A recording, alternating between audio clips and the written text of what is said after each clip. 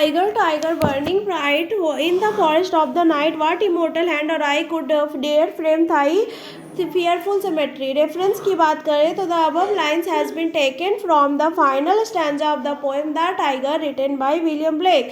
तो ये जो ऊपर के जो लाइंस है वो poem final stanza of the poem the tiger poem के फाइनल स्टैंजा से लिए गए हैं, रिटन बाय विलियम ब्लेक, जो विलियम ब्लेक ने जिसे लिखा है. This is a Blake's well known poem, ये ब्लेक का वेल नॉन पोएम है, and one of the great poem in English language, और इंग्लिश लैंग्वेज में लिखा गया ये एक ग्रेट पोएम है, एक महान कविता है. विलियम ब्लेक जिनका जन्म 1757 में हुआ था और 1827 में उनकी डेथ हो गई थी.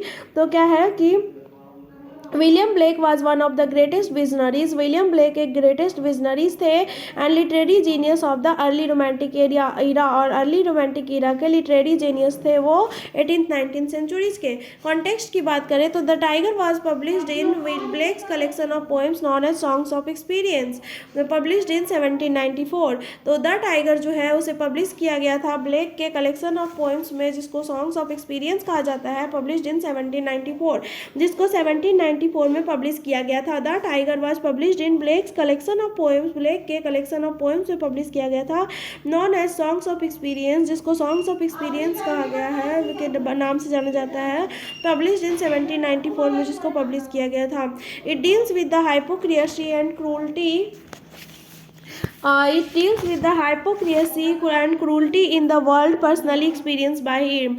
तो ये hypocrisy और cruelty दुनिया में जो exist करती है उससे डील करता है, पर्सनली जो उन्होंने एक्सपीरियंस किया था. सेटिंग क्या है द टाइगर की, तो the poem the tiger is set in a dark and mysterious landscape and the tiger is described as fearful symmetry. तो द टाइगर पोएम जो है वो डार्क और मिस्टीरियस लैंडस्केप में सेट है. The tiger is set in dark और mysterious landscape में इस पोएम को सेट किया गया है. And the tiger is described as a fearful symmetry, the tiger को एक फियरफुल सिमेट्री के रूप में डिस्क्राइब किया गया है. The tiger is a symbol of both creation and destruction, the tiger जो है वो क्रिएशन और डिस्ट्रक्शन दोनों का ही सिंबल है. The tiger is a creation of both destruction and symbol of both creation and destruction. The tiger जो है वो creation और destruction दोनों का symbol है. The tiger is a creation of both. The tiger is a symbol of both creation and destruction.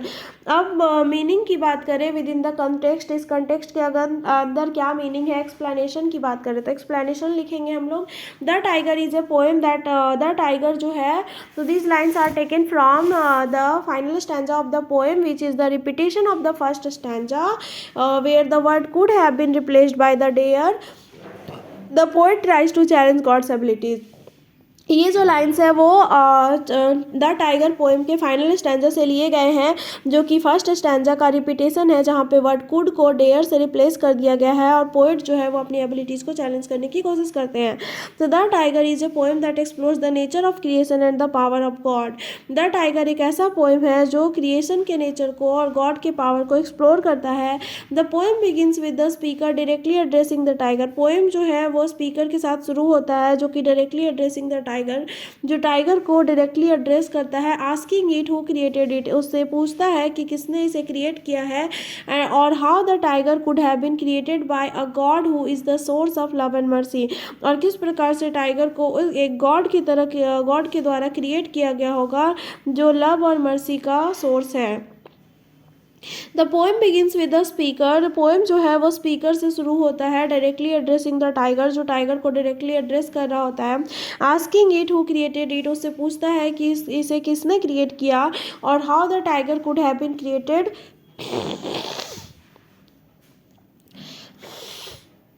और how the tiger could have been created by God, या और किस प्रकार से टाइगर को उस गॉड ने क्रिएट किया होगा who is the source of love and mercy, जो God source of love and mercy का सोर्स है.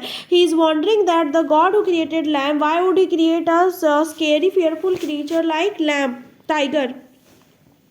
तो क्या है कि ही इज़ वॉन्डरिंग, वो आश्चर्य कर रहा है कि god who created lamb, god भगवान जिसने लैम को क्रिएट किया, why would he create a fearful creature like tiger, वो टाइगर जैसे इस डरावने क्रीचर को क्यों क्रिएट करेंगे. He asked series of rhetorical question, पूछता है about the tiger's creator, tiger के क्रिएटर के बारे में in the poem.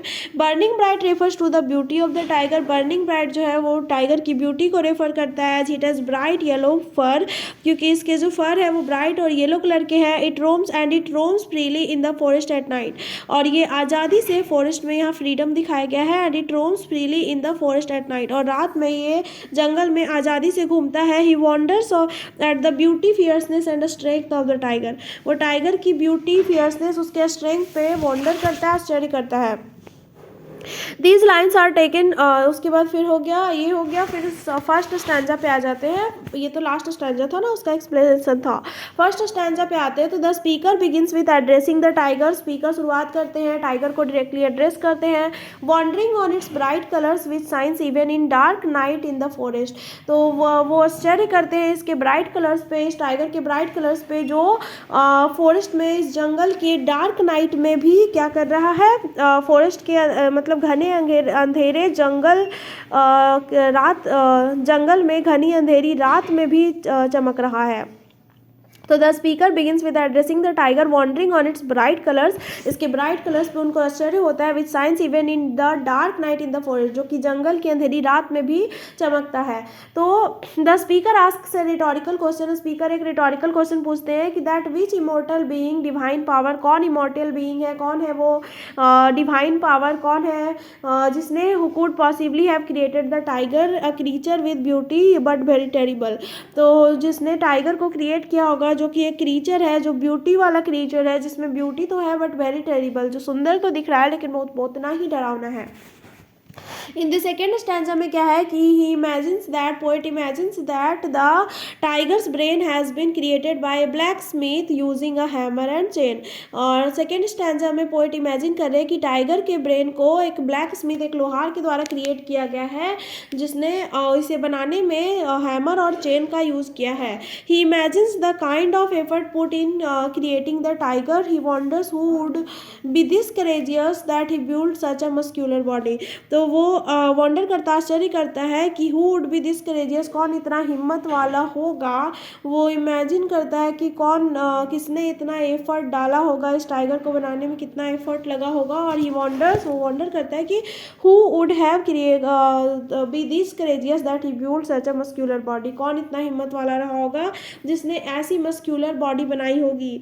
He asks whose hands and feet were those who made the tiger's heart beat start beating, वो पूछता है कि किसके हाथ और पैर थे वो जिसने टाइगर के हार्ट को बीट करवाया, यानी कि टाइगर के अंदर जान डाली, टाइगर का हार्ट जो है वो जिसके कारण बीट कर रहा है।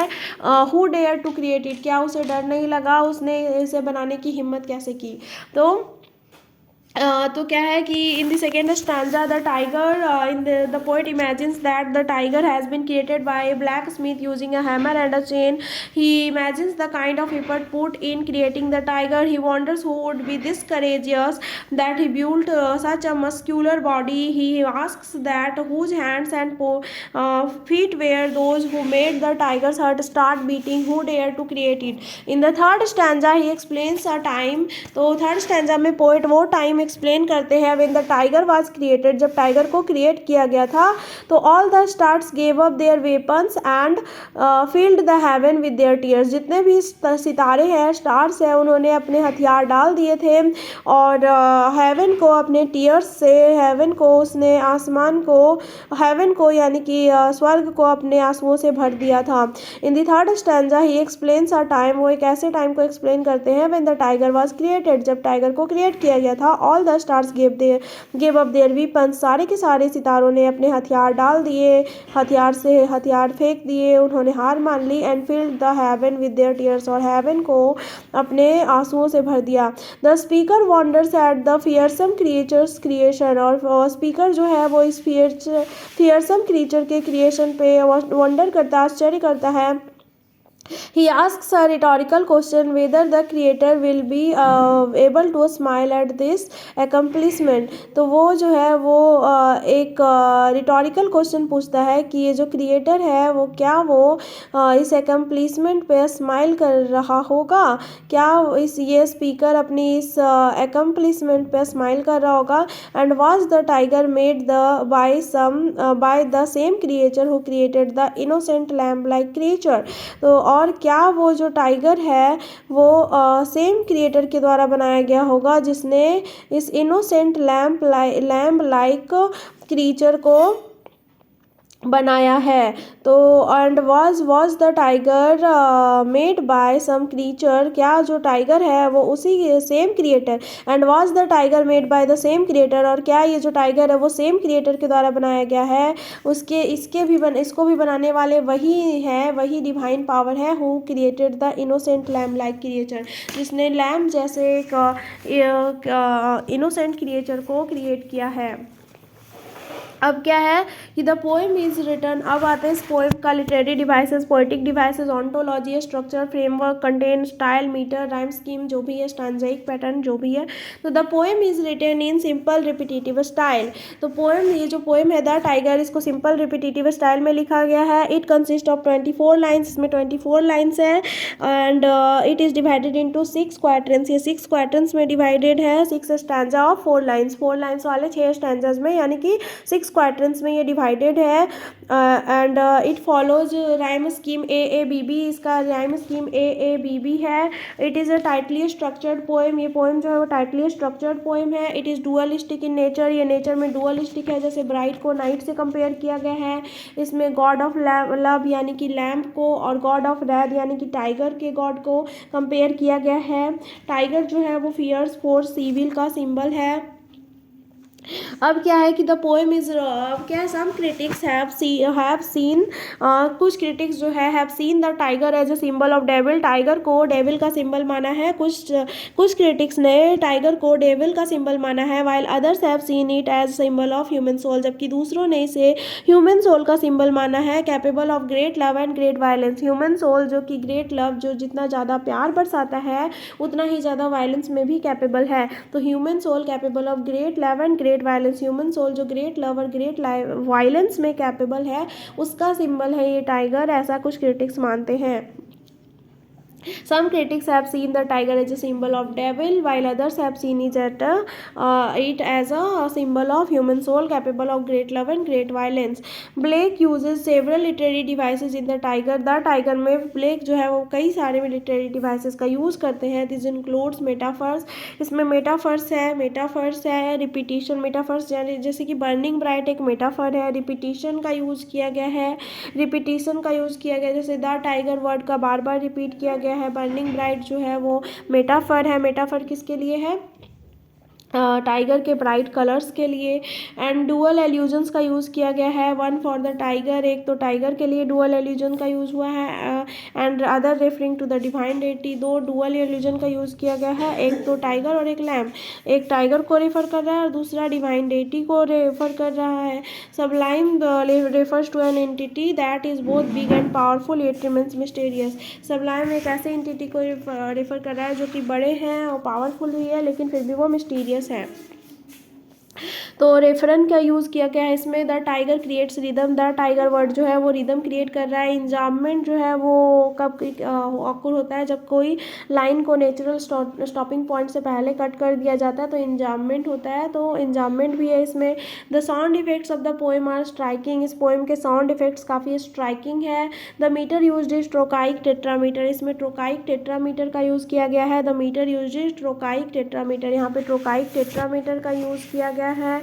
there is a good deal of alliteration and resonance. इसमें alliteration और resonance का भी यूज हुआ है द टाइगर में. The tiger poem is full of vivid imagery and symbolism. ये जो पोएम है द टाइगर, ये विविड इमेजरी और सिम्बोलिज्म से भरा पड़ा है. इंजॉयमेंट है इसमें, appreciation. In the tiger is a simple and enjoyable poem. The tiger जो है वो एक सिंपल और इंजॉयबल पोएम है. Blake's tiger is both beautiful and terrible. Blake का जो टाइगर है वो ब्यूटीफुल भी है और टेरिबल भी है. The poem is reminder of power of both good and evil in the world. ये जो पोएम है वो रिमाइंडर है गुड और इविल दोनों का ही वर्ल्ड में. It suggest that these two forces are linked. और ये सजेस्ट करता है कि ये जो दो फोर्सेज है एक दूसरे के साथ लिंक्ड है. It explores complex relationship between good and evil and the beauty and terror.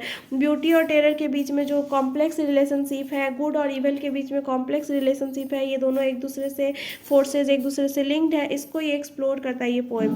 तो the tiger poem is a reminder of the power of both good and evil which exist in the world, जो इस दुनिया में exist करती है. Poem जो है वो रिमाइंडर है both power of good and evil का भी इन the world. It suggest that, ये सजेस्ट करता है कि ये जो दो फोर्सेज है वो एक दूसरे से लिंक्ड है।